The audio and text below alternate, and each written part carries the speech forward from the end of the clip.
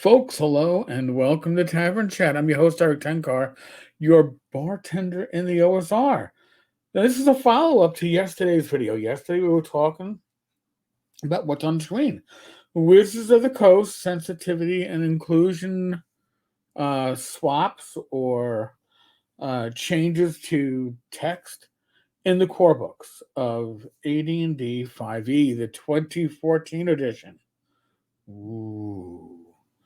And I got some pushback on it because people are like, well, what's the big deal about these changes?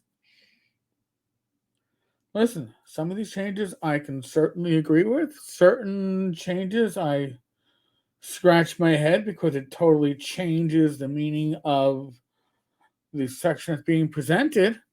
Some of them just seem, I don't know, unneeded. But that is not seeing the forest for the trees, right? We're looking at this and people are going, oh, this is that woke shit. Or, oh, no, this is good because here's the issue. All right. In my opinion, this is the greater issue than whether or not you believe with in the actual text changes. Some people are going to go, all this stuff is bullshit. Some people are going to say all this stuff is amazing and great, and this is how we should be going. I think many of us fall in between. But again, in my humble opinion, that is not the issue here. The issue is this. I have print copies of the initial first print of the 5e core books. Right? And if another printing of the core books comes out, and there could be changes made, it'll say, third printing 2021. I don't know what the printings are for these books, but it'll give you, you'll be able to look at it on one of those inside pages and say, oh, well, this book was printed in. So if there are any changes, right, I can go back and look at what the initial book said in whatever page and what the revision states, and it's documented. And there's no attempt to hide it. If I have a PDF, and my PDF, and by the way, there are no PDFs of the D&D 5e core books, right? There are no PDFs of that, and that's important to remember here.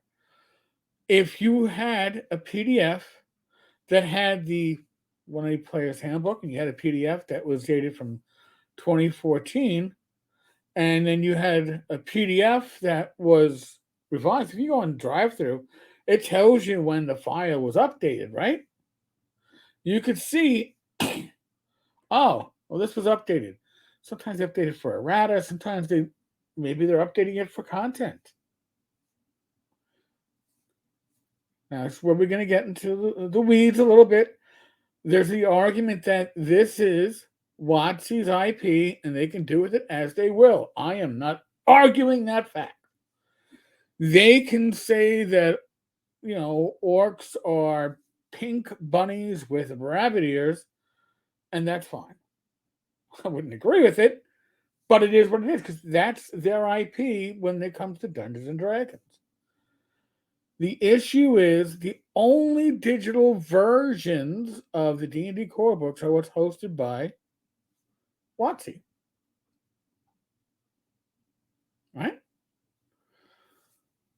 So, with these digital versions in the hands of WotC, at least the versions on D&D Beyond, if WotC says orcs are dim-witted, and now orcs are no longer going to be dim-witted, well, that's a change, right? It always wasn't that way. It is now changed. But if there is no indication that this was changed, it's kind of like attempting to rewrite the past. I am not saying, if you're somebody who's for these changes, that you shouldn't give WotC credit for making these changes. You certainly should.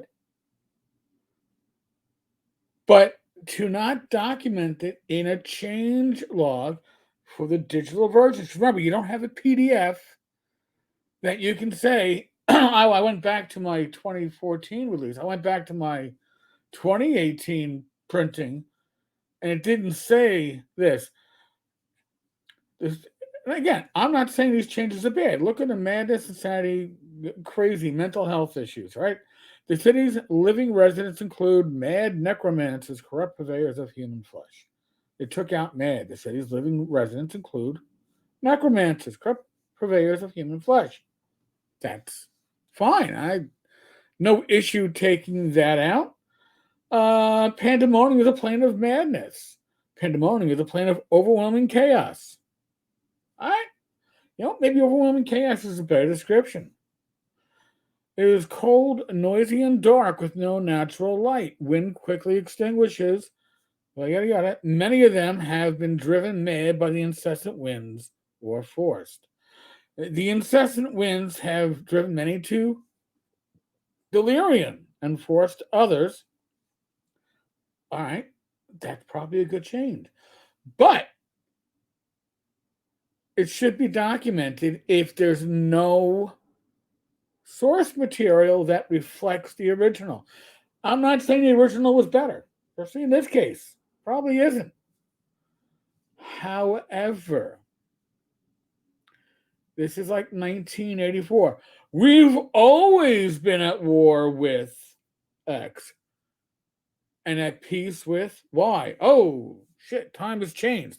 We've always been at war with Y and at peace with X. Because in 1984,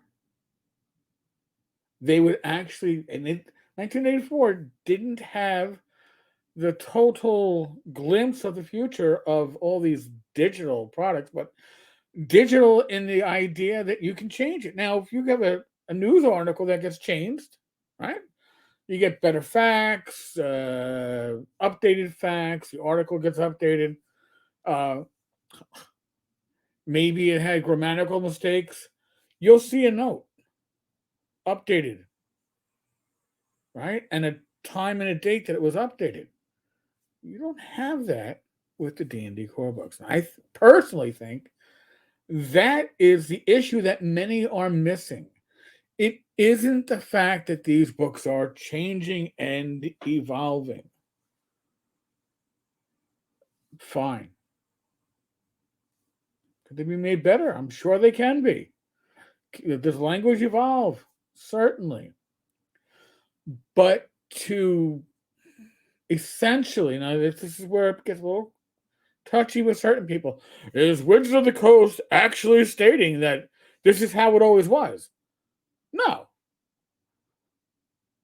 But they're presenting it to you like this is how it is, and we're not showing you how it was, and we're not indicating that was before was any different. Because all you have is what we're showing you in your digital WotC world. And that to me is dangerous. And it's not just because language changes or modern sensibilities change. I'm not against that sort of progress. But in a way, WotC should be happy to say, hey, we changed X, Y, and Z. Look at our change log. Look what we did to be more in step with the modern world. Instead, they're trying to make it seem like they've always been in step with the modern world. And that's wrong. Again, the author of this article did a great amount of work with this, and I really think we should be in debt. But even they asked WotC about her changelog 7-8 months ago. And WotC's like, oh, yeah, that's a good idea. First off, why didn't they ever think of it before that? And secondly, why haven't we seen it? Well, because it doesn't benefit them. Because it's kind of like the disclaimer on legacy products, which, by the way, the handful of jackasses out there is like, Tenkar was behind the idea of suing over the legacy statement. I thought the legacy statement was stupid, and as it was initially written, it was full of typos. But the legacy statement is WotC's saying, as a general statement, hey, our older material, well, that's on somebody else. It may be inappropriate for modern sensibilities, but they're trying to pretend, in my opinion, that 5e was always appropriate for modern sensibilities. And therein lies the issue. So, maybe not the update to yesterday's video that you're expecting, but certainly a valid take on what's going on. That you need to see the forest, not just the trees. Getting worked up over these changes is pointless. The IP itself is WotC's IP. They can do with it as they will. But they shouldn't be presenting it as if it was always what it currently is. All right, folks, on that note, as always, be safe, be well, God bless, roll those dice, roll them well. Tomorrow, there will be a live stream at 8 p.m. I'm sure there'll be another this week in WotC's Stupid. It's just got to be. We got to keep it real, folks. Just got to keep it real. All right. I'll catch you all later. God bless.